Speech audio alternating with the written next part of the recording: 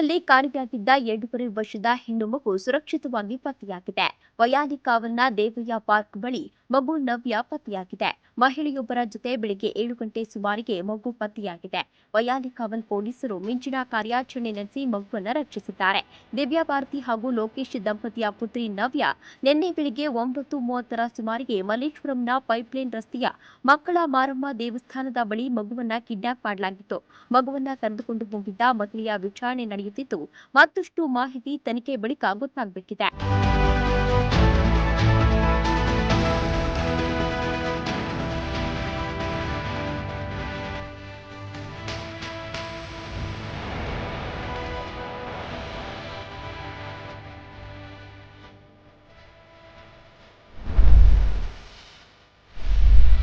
ರೈತರೊಬ್ಬರ ಆತ್ಮಹತ್ಯೆ ವಿಚಾರವಾಗಿ ಸುಳ್ಳು ಮಾಹಿತಿ ಹರಡಿದ ಆರೋಪದಲ್ಲಿ ಬಿಜೆಪಿ ಸಂಸದ ತೇಜಸ್ವಿ ಸೂರ್ಯ ವಿರುದ್ಧ ಹಾವೇರಿಯ ಸಿಇಎನ್ ಠಾಣೆಯಲ್ಲಿ ಎಫ್ಐಆರ್ ದಾಖಲಾಗಿದೆ. ವ್ಯಕ್ತಿಯೊಬ್ಬರು ನೀಡಿದ ದೂರಿನ ಆಧಾರದಲ್ಲಿ ಪೊಲೀಸರು ಎಫ್ಐಆರ್ ದಾಖಲಿಸಿದ್ದಾರೆ. ಕರ್ನಾಟಕದಲ್ಲಿ ವಕ್ಫ್ ವಿವಾದ ತೀವ್ರಗೊಳ್ಳುತ್ತಿರುವ ಸಂದರ್ಭದಲ್ಲಿ ಹಾವೇರಿಯಲ್ಲಿ ರೈತರೊಬ್ಬರು ಆತ್ಮಹತ್ಯೆಯನ್ನ ಮಾಡಿಕೊಂಡಿದ್ರು. ಅವರಿಗೆ ವಕ್ಫ್ ನೋಟಿಸ್ ಬಂದಿದ್ದೇ ಆತ್ಮಹತ್ಯೆಗೆ ಕಾರಣ ಎಂದು ತೇಜಸ್ವಿ ಸೂರ್ಯ ಟ್ವೀಟ್ ಅನ್ನ ಮಾಡಿದ್ರು. ಆದರೆ ಜಿಲ್ಲಾಡಳಿತ ಮತ್ತು ಪೊಲೀಸರು ಸಾಲಬಾಧೆಯೇ ಆತ್ಮಹತ್ಯೆಗೆ ಕಾರಣ ಎಂದು ಸ್ಪಷ್ಟಪಡಿಸಿದ್ದವು.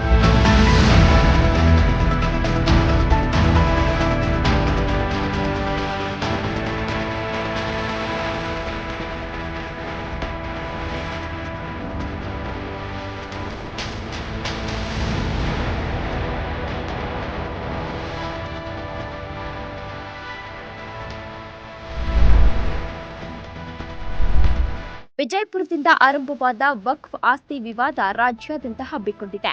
ಇದೀಗ ಬೆಂಗಳೂರಿಗೂ ಎಂಟ್ರಿ ಕೊಟ್ಟಿರುವ ಈ ವಕ್ಫ್ ಭೂತ ನಗರದ ಐತಿಹಾಸಿಕ ಉದ್ಯಾನವನದ ಮೇಲೂ ವಕ್ರದೃಷ್ಟಿ ನೆಟ್ಟಿದೆ. ಬೆಂಗಳೂರಿನಲ್ಲಿ ಸುಪ್ರಸಿದ್ಧಿ ತಾಣವೆನಿಸಿರುವ ಐತಿಹಾಸಿಕ ಲಾಲ್ಬಾಗ್ ಪಾರ್ಕ್ ಸುತ್ತಮುತ್ತಲಿನ ಪ್ರದೇಶಗಳಲ್ಲಿ ತನ್ನದು ಎಂದು ವಕ್ಫ್ ಹೇಳುತ್ತಿದೆ. ಈ ಪಾರ್ಕ್ ಮೇಲೂ ಇದೀಗ ವಕ್ಫ್ ಬೋರ್ಡ್ನ ಕರಿನೆರಳು ಬಿದ್ದಂತೆ ತೋರುತ್ತಿದೆ. ಲಾಲ್ಬಾಗ್ ಸುತ್ತಮುತ್ತಲಿನ ಜಾಗಗಳನ್ನ ತನ್ನದು ಅಂತ ವಕ್ಫ್ ದಾವೆ ಹೂಡಿದೆ. ಲಾಲ್ಬಾಗ್ಗೆ ಹೊಂದಿಕೊಂಡಿರುವ ಆಪ್ಕಾಮ್ಸ್ ಭೂಮಿ ತನ್ನದು ಎಂದು ಹೇಳಿಕೊಂಡಿದೆ. ಈಗಾಗಲೇ ಸಿಟಿ ಸರ್ವೆ ನಂಬರ್ 18ರ ಮೇಲೆ ಖಾಸಗಿ ಹಾಗೂ ವಕ್ಫ್ ನಡುವೆ ದಾವೆ ನಡೆಯುತ್ತಿದೆ. ಸರ್ವೆ ನಂಬರ್ 14, 16, 17, 18, 19, 20 ಮೇಲೆ ವಕ್ಫ್ ಕಣ್ಣು ಇಟ್ಟಿದೆ ಎಂದು ಹೇಳಲಾಗ್ತಾ ಇದ್ದು, ಇದರಿಂದ ಸ್ಥಳೀಯರು ಆತಂಕಕ್ಕೀಡಾಗಿದ್ದಾರೆ.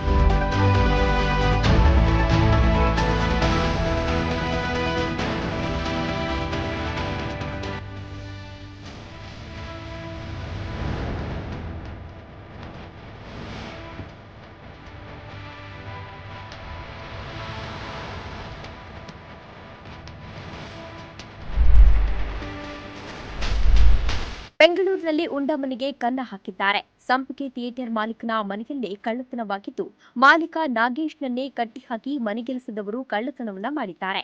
ಜಯನಗರ 3ನೇ ಬ್ಲಾಕ್ನಲ್ಲಿ ಈ ಘಟನೆ ನಡೆದಿದೆ. ಸಂಪಿಗೆ ಥಿಯೇಟರ್ ಮಾಲೀಕ ನಾಗೇಶ್ ಮನೆಯಲ್ಲೇ ಕೆಲಸಕ್ಕಿದ್ದ ನೇಪಾಳ ಮೂಲದ ದಂಪತಿ ಗಣೇಶ್ ಹಾಗೂ ಗೀತಾ ಮನೆಯಲ್ಲಿ ನಾಗೇಶ್ ಒಬ್ಬರೇ ಇರುವಾಗ ಕೈಕಾಲು ಕಟ್ಟಿ ಮನೆಯನ್ನ ದೋಚಿದ್ದಾರೆ. ಮನೆಯಲ್ಲಿದ್ದ 1 ಕೆಜಿ ಚಿನ್ನಾಭರಣ ಹಾಗೂ 2 ಲಕ್ಷ ರೂಪಾಯಿ ನಗದು ಕದ್ದು ಪರಾರಿಯಾಗಿದ್ರು. ಅಕ್ಟೋಬರ್ 2ರಂದು ಈ ಪ್ರಕರಣ ನಡೆದಿತ್ತು. ಈ ಸಂಬಂಧ ಜಯನಗರ ಠಾಣೆಯಲ್ಲಿ ಪ್ರಕರಣ ದಾಖಲಾಗಿತ್ತು.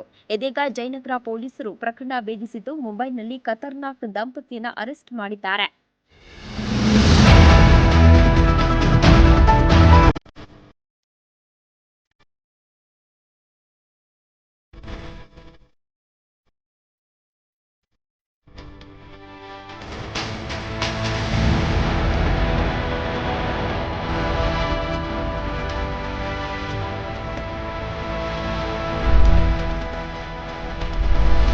ಮೆಸ್ಕಾಂ ಸಿಬ್ಬಂದಿಯೊಬ್ಬರು ನೇಣು ಬಿಗಿದುಕೊಂಡು ಆತ್ಮಹತ್ಯೆಗೆ ಶರಣಾಗಿರುವ ಘಟನೆ ಶಿವಮೊಗ್ಗ ತಾಲೂಕಿನ ಕುಂಸಿ ಗ್ರಾಮದಲ್ಲಿ ನಡೆದಿದೆ.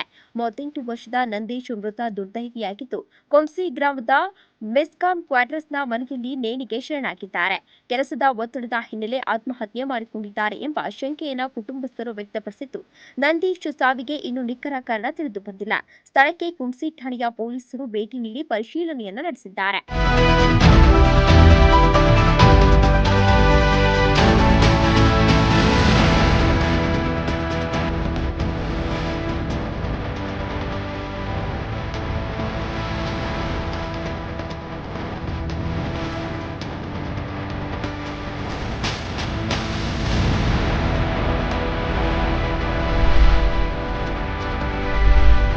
ಇಂದು ನವಗ್ರಹ ಚಿತ್ರ ರಿಲೀಸ್ ಹಿನ್ನೆಲೆ Darshan fans ಜೋರಾಗಿದೆ.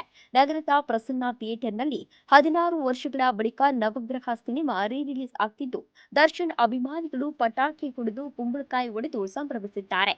Morning show house full ಆಗಿದ್ದು, ಹಾಗೆ ದಿನದ ಎಲ್ಲಾ ಶೋಗಳ ಟಿಕೆಟ್ ಮುಂಗಡ ಬುಕ್ ಆಗಿದೆ ಎಂದು ಥಿಯೇಟರ್ನವರು ತಿಳಿಸಿದ್ದಾರೆ. ಹಿರಿಯ ಖಳನಾಯಕರ ಮಕ್ಕಳು ಸೇರಿ ನಟಿಸಿದ್ದ ಚಿತ್ರ ಇದಾಗಿದ್ದು, ದರ್ಶನ್ ಮುಖ್ಯ ಭೂಮಿಕೆಯಲ್ಲಿ ನಟಿಸಿದ್ರು. ದರ್ಶನ್ ಸಹೋದರ ದಿನಕರ್ ನಿರ್ದೇಶಿಸಿದ್ರು. ರಾಜ್ಯದಾದ್ಯಂತ ಒಟ್ಟು 100 ಚಿತ್ರಮಂದಿರಗಳಲ್ಲಿ ನವಗ್ರಹ ಚಿತ್ರ ರಿಲೀಸ್ ಆಗಿದೆ.